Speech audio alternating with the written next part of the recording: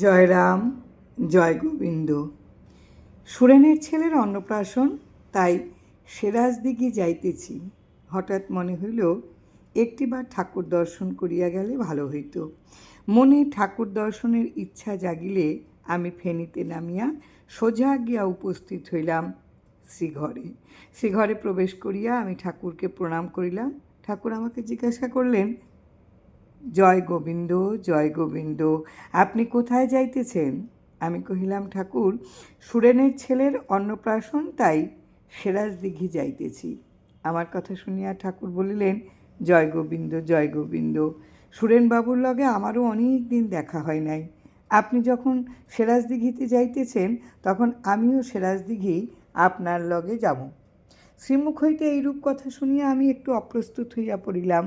আমার কাছে তখন সামান্য কয়েকটা টাকা রহিয়াছে। ঠাকুরের কথা শুনিয়া ভাবিলাম, তাহলে কাহারও নিকট হইতে কিছু টাকা সংগ্রহ করিতে হইবে। আমি ঠাকুরকে জিজ্ঞাসা করিলাম, ঠাকুর, আমি তাহলে আপনার যাইবার কথা সুরেনের নিকট টেলিগ্রাম করিয়া দিই। ঠাকুর বললেন, খুব ভালো কইছেন, আপনি সুরেনবাবুরে একটা টেলিগ্রাম কইরা দেন। ঠাকুরের সঙ্গে যে আমার এই সব কথা হইতেছিল, তাহা সেই বাড়ির মালিক জানিতেন না। তবে কিছুক্ষণ পরেই তিনি ঠাকুরের যাইবার কথা শুনিয়া আমাকে স্নেহভরা কণ্ঠে জিজ্ঞাসা করিতে, আমি কহিলাম, গুরু ভাই, আপনার বুঝিতে মনে হয় কোথাও ভুল হইতেছে, কারণ ঠাকুরকে নিয়া যাইবার ইচ্ছা আমি প্রকাশ করি নাই, বরং ঠাকুর আমার সাথে যাইবার ইচ্ছা নিজেই প্রকাশ করিয়াছেন। কিন্তু আমার কোনো কথাই তাহার বিশ্বাস হইল না। তিনি প্রচণ্ড উত্তেজিত হইয়া আমার গেঞ্জির কলার ধরিয়া আমাকে ঘুষি মারিতে লাগিলেন। মারিতে মারিতে ঠাকুরের সম্মুখ হইতে আমাকে বারান্দায় নিয়ে আসিয়া কহিলেন, আমার বাসা হইতে ঠাকুরকে নিয়ে যাবার সাহস আপনার হয় কি কইরা? আপনাকে এক্ষুনি ঠাকুরের যাওয়া বন্ধ করতে হইবে, নতুবা আমার হইতে খারাপ কেউ হইবে না। লজ্জা আর অপমানে আমি যেন মরিয়া যাইতেছি। মনে মনে ভাবিতেছি যে তখনই আমি এই ঘর ছাড়িয়া চলিয়া যাই।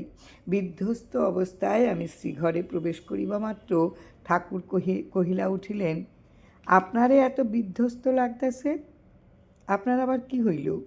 শ্রীমুখের এইরূপ কথা শুনিয়া আমার ঠাকুরের প্রতি আরও অভিমান, দুঃখ বাড়িয়া গেল। ঠাকুর এমন ভাব করিতেছেন যেন তিনি কিছুই জানেন না।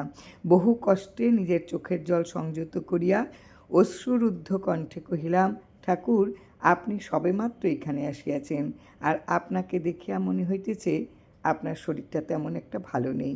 এই অবস্থায় আপনার কোথাও যাওয়া মনে হয় ঠিক হইবে না। আপনি এইখানে থাকিয়া আরও কিছুদিন বিশ্রাম করুন। ঠাকুর আমার দিকে তাকাইয়া কইয়া উঠলেন, ঠিক কইছেন, একদম সত্যি কথাই কইছেন। আমার নিজের স্বতন্ত্র কোনো ইচ্ছাই নাই। আমি আপনাগো ইচ্ছাতেই চালিত হইয়া থাকি, তাই আপনার ইচ্ছাই আমার ইচ্ছা হইতেছে।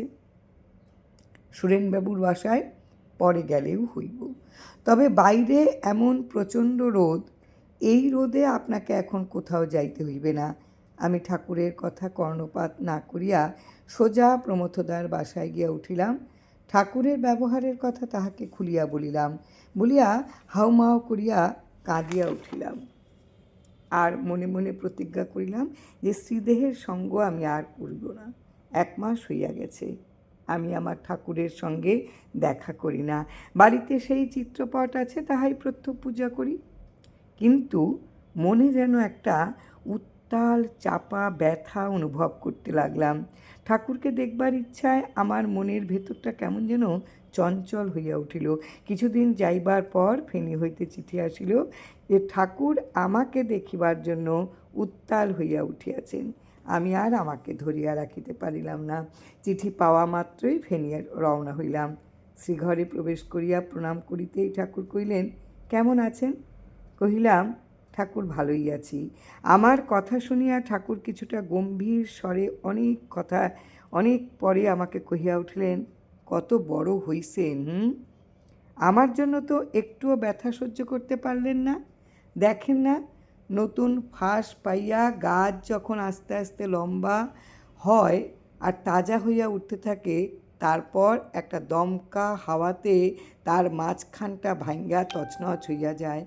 লক্ষ্য কইরা দেখবেন, সেখান থেকে কিন্তু ডাল পাতা আর গজায় না। আপনিও ঠিক। শ্রীমুখের কথা শেষ হইবার আগেই আমি ছুটিয়া গিয়া ঠাকুরের পাদপদ্মে লুটাইয়া পড়িয়া হাউমাউ করিয়া কাঁদিয়া উঠিলাম। দয়াল ঠাকুর আমার মাথায় শ্রীহস্ত রাখিয়া কইলেন, জয় গোবিন্দ, জয় গোবিন্দ। শ্রীহস্তের স্পর্শ পাইতেই আমার অন্তরের সমস্ত গ্লানি দূর হইয়া গেল। জয় রাম, জয় রাম। গুরু কৃপা হি কেবলম।